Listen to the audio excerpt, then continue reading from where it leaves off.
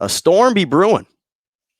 I know that we just entered the spring, and especially if you're living in the Midwest, it's no longer winter, but I will say this.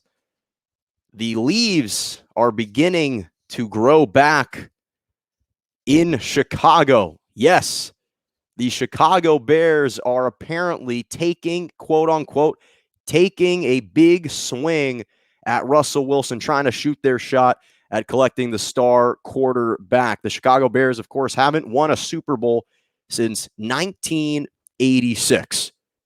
Have not won a Super Bowl since 1986. And what's interesting is I want to first look at what this trade would mean for the Chicago Bears before I look at it from the Seattle Seahawks side of things. Because we know that Russell Wilson said that he's intrigued by their offensive system, by Matt Nagy as the head coach, who's an offensive-minded head coach. He's intrigued by the city, by the market of Chicago. Of course, his wife, Sierra, is an all-time entertainer and performer. So we know that a big market like Chicago could be appealing for her. And apparently Russell Wilson is intrigued by the emerging offensive line, is what he says, in Chicago with the Bears. So what's interesting is the Chicago Bears have never had a quarterback pass for over 4,000 yards in a season, ever. They've never had it. Not a single time have they ever had a quarterback pass for over 4,000 yards. Just this past season, Russell Wilson had one of the best seasons of his career, throwing for 4,200 yards and 40 touchdowns for the Seattle Seahawks. And we know that he listed the Bears, the Cowboys, the Saints, and the Raiders as the four teams that if he was to be traded, although he hasn't acknowledged that he would like to be traded, just that those would be the four destinations he would want to go and welcome a trade to. Now, we know the Cowboys just signed Dak Prescott, so that's out of the picture. The Saints appear to be reworking deals with Jameis Winston, and they just worked the deal with Taysom Hill, so I don't think that they're in the market for Russell Wilson. So now you're looking at the only two other destinations are Las Vegas Raiders and the Chicago Bears. We know the Raiders are pretty committed to Derek Carr at the moment. So it's really between the Seahawks and the Chicago Bears. And I wanted to look at this hypothetically. Let's look at it hypothetically for the Chicago Bears, because to me, this is a team that would be a souped-up version of the New York Giants with Russell Wilson. And that's not a knock, because the New York Giants were one of the most up-and-coming teams in the NFL, almost akin to the Washington football team. This is a team that I think would compete for an NFC championship appearance. I don't think they'd be a favorite to win the NFC. I wouldn't predict them to make it to the Super Bowl.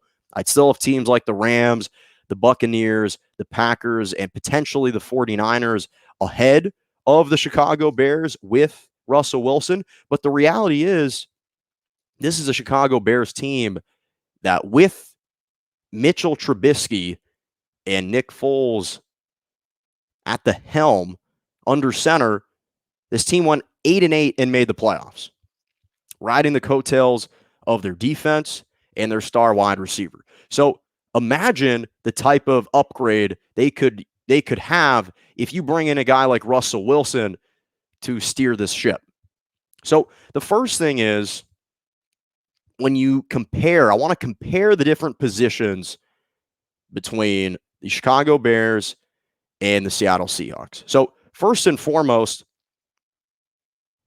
from a run perspective, Chicago Bears, David Montgomery quietly finished 5th in the NFL in rushing last year with over 1,000 yards rushing. Had a 1,000+ yard rushing season last year. No one ever talked about it. No one knew about it.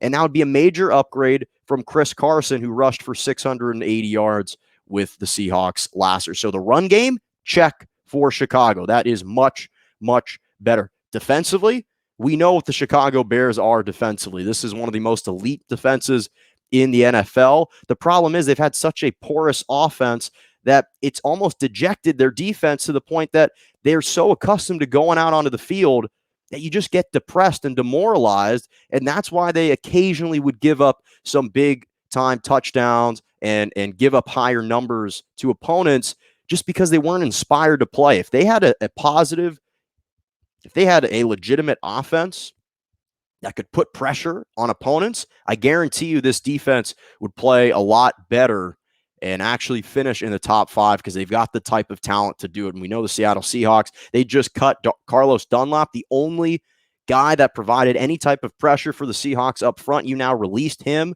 So the Seahawks defense is not very good at all. It already wasn't good. Now you got rid of Carlos Dunlap. It's going to be even worse. We'll resort back to where they started off the year. So we've got the run game. We've got the defense. Check for Chicago.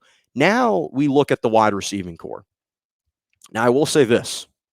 All of this hinges on whether or not the Bears are able to retain Allen Robinson. Allen Robinson is a stud. We know he declined to accept the franchise tag. He had zero interest in playing under the franchise tag. So for this hypothetical scenario, I want to see and assume that Allen Robinson will remain in Chicago. Because I guarantee you that if Russell Wilson says he's going to play for Chicago and they're able to work out a trade, Allen Robinson will be back there.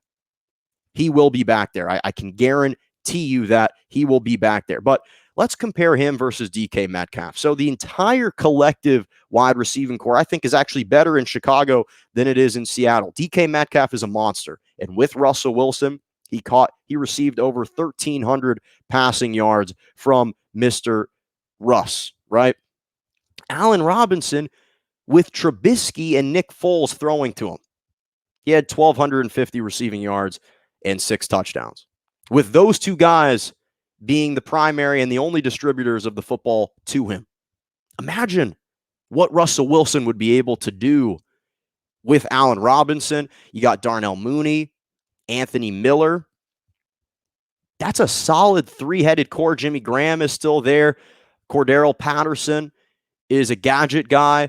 When you look at the Seattle Seahawks, DK Metcalf, no question, is an absolute stud. And both he and Allen Robinson finished in the top 10 in receiving yards this past season. DK Metcalf finished 7th. Allen Robinson was 9th. Tyler Lockett also had a 1,000-yard receiving season. He's great with Seattle.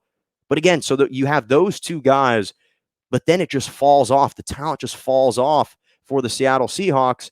And we saw Pete Carroll start to revert back to the run game to try and have a more balanced attack this season or this past season than we were starting to see in the beginning of the year, where Russell Wilson, the mantra, let Russ cook.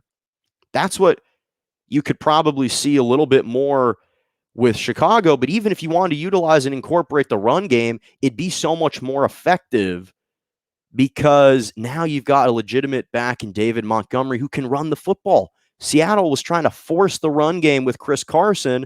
You can't do that when you're not actually efficient running the football whatsoever. So I think that overall, if Allen Robinson is somehow able to come back and return to Chicago, then the Bears are a much more optimal situation for Russell Wilson from a personnel standpoint than the Seattle Seahawks are.